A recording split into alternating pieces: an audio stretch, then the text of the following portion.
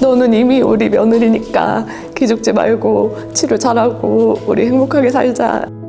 나보다 훨씬 어린 너가 더 어른스럽고 나보다 더 많은 일을 해냈고 너무 멋있다.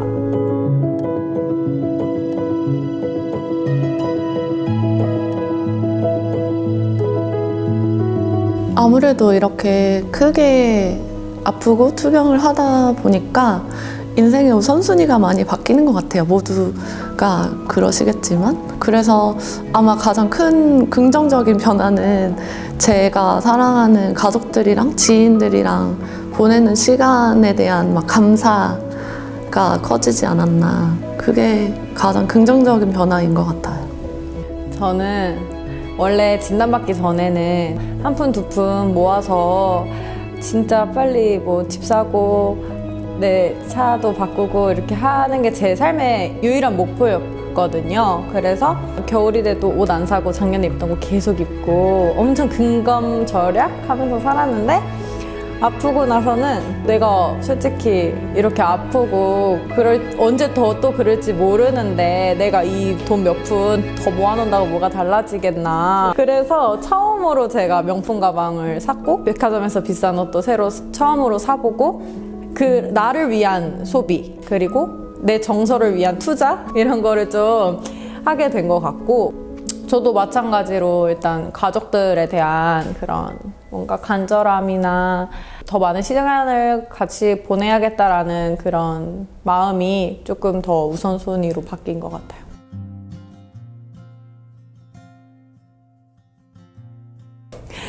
처음에는 저희가 오전에 혼인신고하고 오후에 병원에 같이 갔기 때문에 같이 들었는데 제가 너무 심란해하고 하니까 신랑은 오히려 감정을 누르고 있었던 것 같아요. 그래서 제가 막 오빠는 왜 안 슬퍼해? 막 그러기는 했을 정도로 저희가 같은 회사를 다니잖아요. 근데 제가 회사에 암 진단 받았다는 걸 말씀드리고 짐을 들고 이제 나가려고 하는데 신랑이 안 나오는 거예요. 그래서 왜 안 나오자고 자리에 갔는데 혼자 이제 의자에 이렇게 등 돌리고 울고 있는 거예요. 그때 이제 처음으로 이 사람도 많이 속상한가 보다 그렇게 느꼈습니다. 평일 낮에 저는 전화로 처음 들었어요.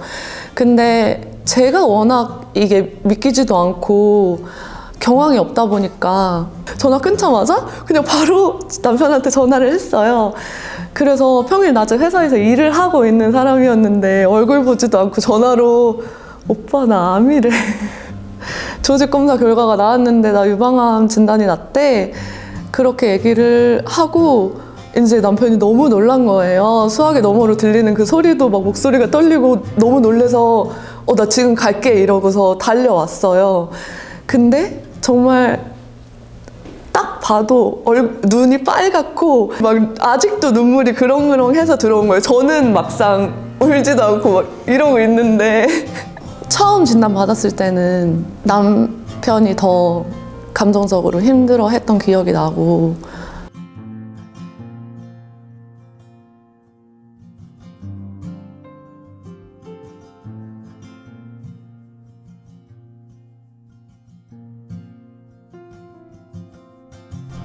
제가 그 투병을 이겨낼 수 있었던 가장 큰 힘은 당연히 남편이고요. 남편이 그 코로나 걸리기 이전에는 한 달에 몇 번씩이어도 연차를 내고 제가 병원 가는 날 항상 따라와 줬어요. 저는 그게 일단은 제일 심리적으로 큰 위로가 됐고 좀 안정감도 들었고 되게 고마웠고요.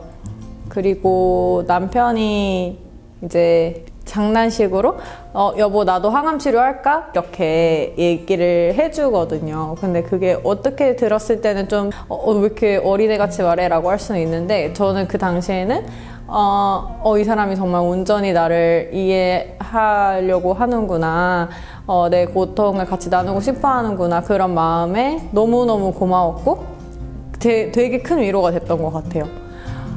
그리고 제가 했던 TC항암이 원래 좀 많이 부어요. 아침에 일어나면 거울을 보기도 싫을 정도로 제가 많이 부어있고 너무 못생겼는데 신랑은 볼 때마다 예쁘다고 해주는 거예요.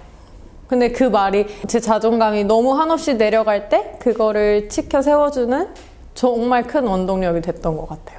저한테도 제 투병 생활에 있어서 가장 큰 힘은 남편과 가족들인 것 같아요.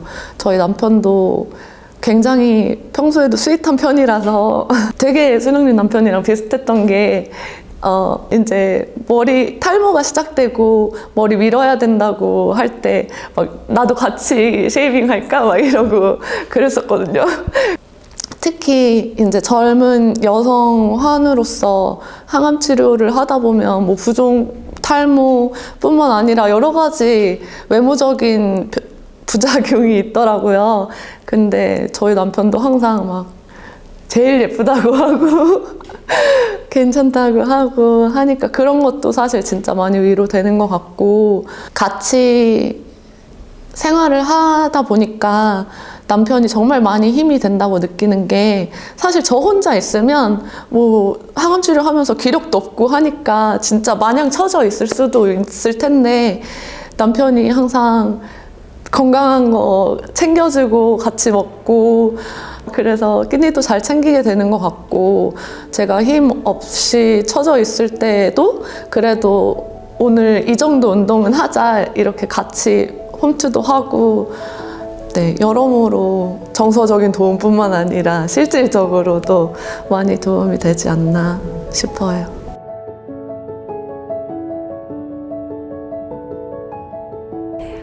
저희 신랑이 제가 치료 마치고 회사 다시 취업하면서 저한테 했던 말이, 나보다 훨씬 어린 너가 더 어른스럽고 나보다 더 많은 일을 해냈고 너무 멋있다, 이런 얘기를 해줬는데, 그게 정말 너무 저는 감동도 되고 위로도 받고 그랬던 것 같아요. 저희 가족들이 뭐 남편뿐만 아니라 뭐 시댁 식구들도 친정 식구들도 다들 응원이 되는 말들을 많이 해주는데, 그 중에서도 기억에 남는 건, 제가 처음 유방암 진단을 받았을 때 아직 결혼식 전이었기 때문에 그때만 해도 다 예비 남편이고 예비 시댁이잖아요. 그래서 특히나 유방암 진단 소식을 알리는 게 굉장히 어려웠던 것 같아요. 저도 한편으로는 아직 결혼하기도 전이고 귀하게 키운 아들인데 아픈 예비 며느리가 달갑지 않으시겠다 하는 걱정을 하고 있었나 봐요. 근데 이제 당연히 알려야 되는 소식이니까 제가 직접 얘기도 못하고 이제 전에 들으셨어요. 아버님이 그때 주셨던 메시지가 아직도 기억에 많이 남는 게 소식 들었다고 하시면서, 너는 이미 우리 며느리니까 기죽지 말고 치료 잘하고 우리 행복하게 살자, 이렇게 얘기해 주시는데, 실제로 그 당시에 제가 기가 조금 죽어 있었나 봐요. 그래서 기죽지 마라 하는 말이 너무 많이 위로가 되는 거예요. 그래서 그 메시지가 아직도 기억에 남아요.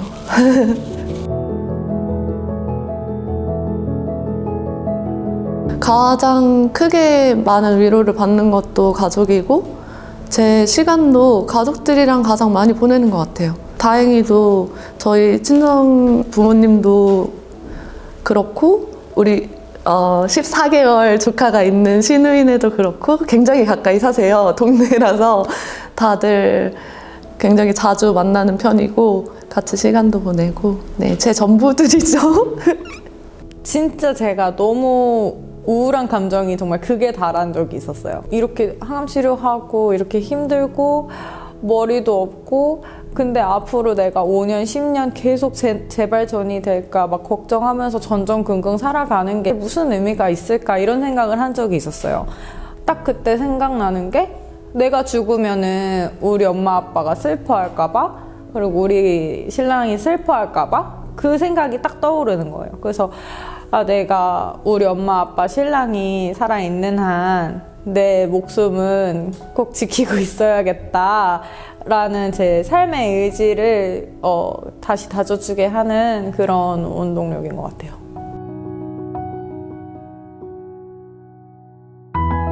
일단 겪어보지 않으신 분들은 꼭 유방암이 아닐지라도 이 병에 대해서 잘 알지는 못하잖아요. 근데 이제 이건 뭐는 안 좋다더라, 뭐 하지 말아라, 뭐 해라, 이렇게 감나라 배나라 하시는 거는 감사하기는 한데, 그 의도도 뭔지 알겠는데, 그래도 제가 알아서 잘 하고 있으니까 너무 걱정하지 마시고, 그런 말보다는 그냥 오늘 밥 먹었니?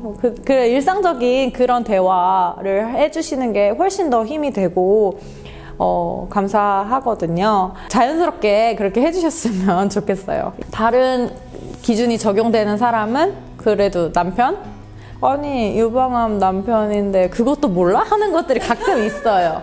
그래서 뭐 남편분들이라든지 아니면 정말 뭐 같이 살고 계신 어머니, 아버지, 가족분들은 누가 암이나 어떤 병을 앓고 계신다면 그 병에 대해서 조금은 공부를 같이 하시고 같이 이겨내는 길을 좀 함께 걸어 나가셨으면 좋겠습니다.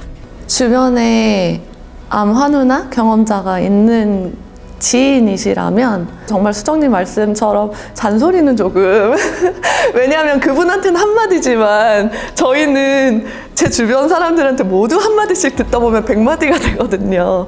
그래서 네, 그런 것보다는 그냥 가볍게 안부를 물어주시고, 혹시나 마음이 있으시면 뭐 요즘 컨디션 어때? 뭐 필요한 거 있어? 물론 대부분 없다고 하시겠죠. 저도 그렇고.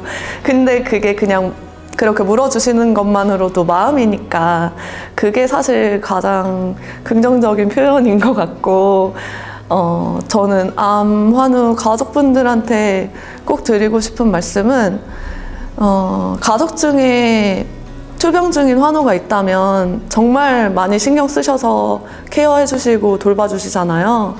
근데 그만큼 동시에 그만큼 자기 자신도 잘 돌보셨으면 해요. 왜냐면 그게 실제로 간병을 하시려면 당연히 본인이 먼저 더 건강하셔야 되는 것도 있고, 그리고 환우의 입장에서 생각을 해보면 제가 가족들한테 가장 미안할 때는 나 때문에 저 사람이 되게 불편하고 힘들 것 같다라고 생각이 들면 그렇게 미안할 수가 없거든요. 그러니까 아픈 가족을 잘 챙기는 것만큼 자기 자신을 잘 챙기는 것도 중요하니까, 네, 그렇게 해주셨으면 훨씬 환우분이 도움이 되실 거예요.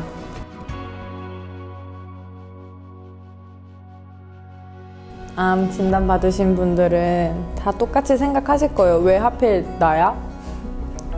내가 왜? 라고 생각하실 텐데, 이유는 없고 그냥 그저 운이 없었을 뿐이니까 앞으로 더 좋은 행운이 찾아올 거예요. 그러니까 너무 낙담하지 마시고 잘 이겨내시고 치료 마치시면 그 누구보다도 더 건강한 삶을 사실 수 있으실 겁니다.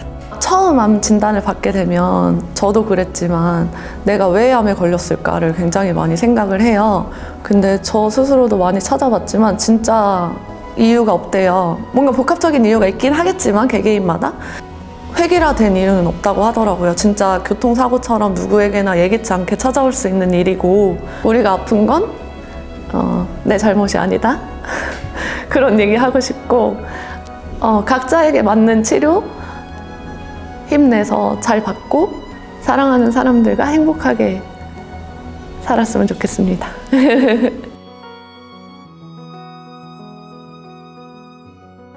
제가 가지고 있는 목표는요, AICPA 미국 회계사 자격증 2년 이내에 취득을 해서 발전한 사람이 되는 게 꿈이고요. 그리고 일단은 10년 동안은 재발 없이, 전이 없이 2번 다시는 항암 치료는 하지 않도록 하는 게 제 목표이자 바람입니다. 사기 암 환자로 계속 항암 치료를 받고 있기 때문에 지금 당장으로서는 기약이 없이 투병이 계속되고 있거든요. 그래서 하고 있는 치료 계속 힘내서 잘 받는 게 저의 단기적인 목표이고, 지금은 기약이 없지만 언젠가는 많은 것을 구체적으로 계획할 수 있는 미래가 빨리 오기를 저희 가족들이랑 같이 힘내서 잘 치료받는 게 목표입니다.